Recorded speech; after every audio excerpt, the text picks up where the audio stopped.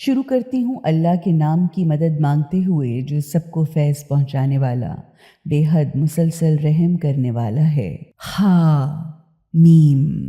قسم ہے اس کھلی ہوئی واضح روشن کتاب کی کہ ہم نے اسے ایک بڑی خیر و برکت والی رات میں اتارا ہے، کیونکہ حقیقتاً ہم ہمیشہ سے برائی کے برے انجام سے ڈرانے والے ہیں۔ اس رات میں ہر معاملے کا حکیمانہ فیصلہ، یعنی ایسا فیصلہ جو گہری حقیقتوں کی بنیاد پر دانائی کے ساتھ کیا گیا ہو اور جو بالکل صحیح ہو، صادر کیا جاتا ہے، وہ بھی ہمارے حکم سے۔ حقیقتاً ہم ایک رسول بھیجنے والے تھے آپ کے پالنے والے مالک کی رحمت کے طور پر۔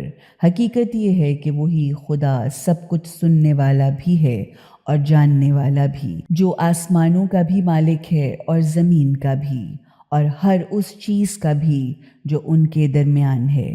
اگر تم لوگ واقعی دل سے مان کر یقین رکھنے والے ہو، کوئی خدا اس کے سوا نہیں ہے، وہی زندگی عطا کرتا ہے اور وہی مارتا ہے، جو تمہارا بھی پالنے والا مالک ہے اور تمہارے پہلے والے باپ داداؤں کا بھی پالنے والا مالک ہے، مگر وہ لوگ ہیں جو اپنے شک میں پڑے کھیل رہے ہیں، یعنی وہ کائنات کی تخلیق پر سنجیدگی کے ساتھ ایک لمحہ بھی غور نہیں کرتے، اس کو کھیل تماشا سمجھتے ہیں۔ اچھا، تو انتظار کرو اس دن کا جب آسمان واضح طور پر ایک دھواں لیے ہوئے آئے گا جو لوگوں پر چھا جائے گا۔ یہ ایک بہت سخت تکلیف دینے والا عذاب ہے۔ لوگ کہیں گے، اے ہمارے پالنے والے مالک، اس عذاب کو ہم سے دور کر دے۔ اب ہم یقیناً دل سے مان لیتے ہیں۔ ان کی غفلت بھلا کہاں دور ہوتی ہے، حالانکہ ان کے پاس رسول مبین، یعنی صاف صاف ہدایت کرنے والا ایک پیغمبر آ گیا، پھر بھی انہوں نے اس سے منہ پھیر لیا اور کہا کہ یہ تو ایک سکھایا پڑھایا ہوا دیوانہ ہے۔ لو ہم ذرا عذاب کو ہٹائے دیتے ہیں، تم لوگ پھر وہی کچھ کرو گے جو پہلے کر رہے تھے۔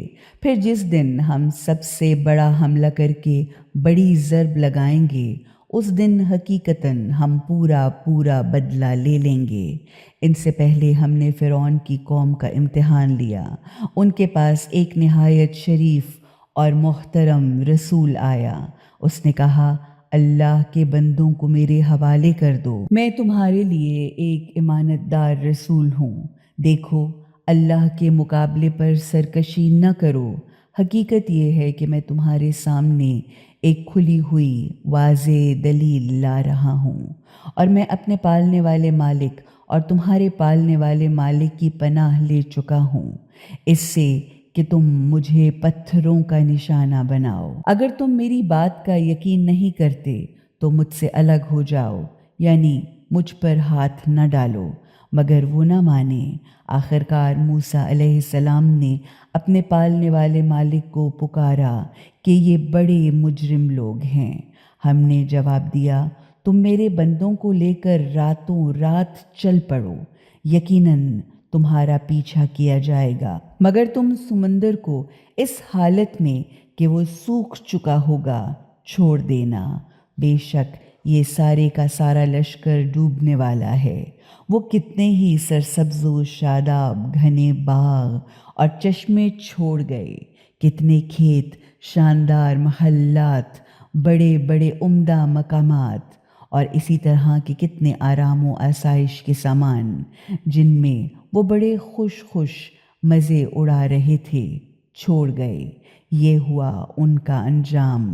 پھر ہم نے دوسری قوم کو ان چیزوں کا مالک بنا دیا، نہ تو آسمان ہی ان پر رویا اور نہ زمین، اور نہ ہی ان کو کوئی مہلت ہی دی گئی۔ غرض ہم نے بنی اسرائیل کو بڑی ذلت کے عذاب سے نجات دی، یعنی فرعون سے۔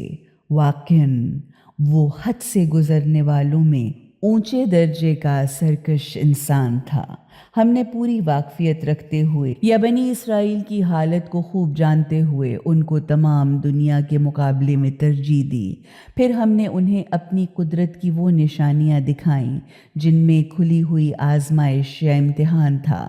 حقیقت یہ ہے کہ یہ لوگ کہتے ہیں کہ ہماری پہلی دفعہ کی موت کے سوا کچھ نہیں ہے، ہم دوبارہ زندہ نہیں کیے جائیں گے۔ اچھا، اگر تم سچے ہو تو ہمارے باپ داداؤں کو اٹھا لاؤ۔ کیا یہ مادی ترقی کے اعتبار سے بہتر ہیں یا وہ جو ان سے بھی پہلے تھے؟ ہم نے ان کا اسی لیے تیا پانچا کر ڈالا کہ وہ مجرم گناہگار ہو گئے تھے، کیونکہ ہم نے ان آسمانوں اور زمین کو اور ان کے درمیان کی تمام چیزوں کو بیکار کھیل کے طور پر نہیں بنایا۔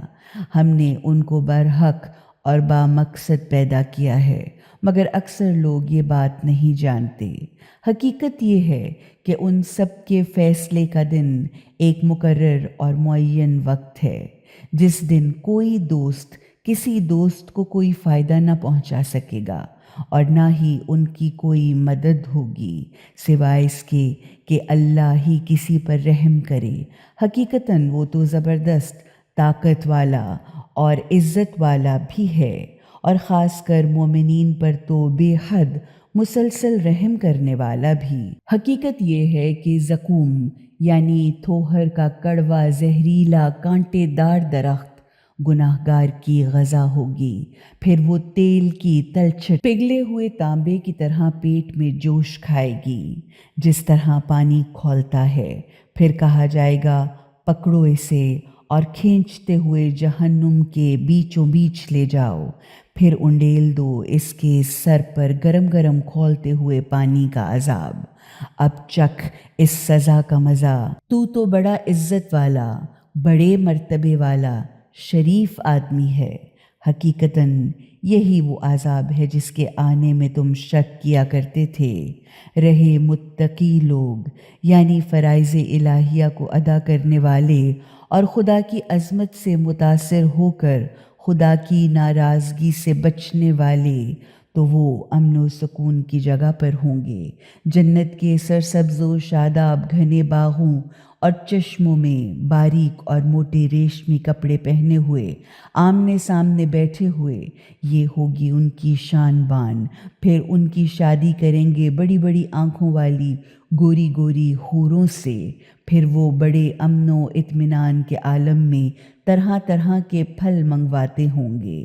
وہاں وہ موت کا مزہ کبھی نہ چکھیں گے سوا پہلے والی موت کے، جو وہ پہلے ہی چکھ چکے ہوں گے، غرض اللہ نے انہیں جہنم کی سزا سے بچا لیا۔ یہ آپ صلی اللہ علیہ وآلہ وسلم کے پالنے والے مالک کے فضل و کرم کے سبب سے ممکن ہوا، اور یہی سب سے بڑی کامیابی ہے۔ تو ہم نے اس قرآن کو آپ کی زبان پر بالکل آسان بنا دیا ہے تاکہ یہ لوگ نصیحت قبول کریں۔ اب آپ بھی انتظار فرمائیں، اور حقیقتاً وہ بھی اپنے انجام کے انتظار میں ہیں۔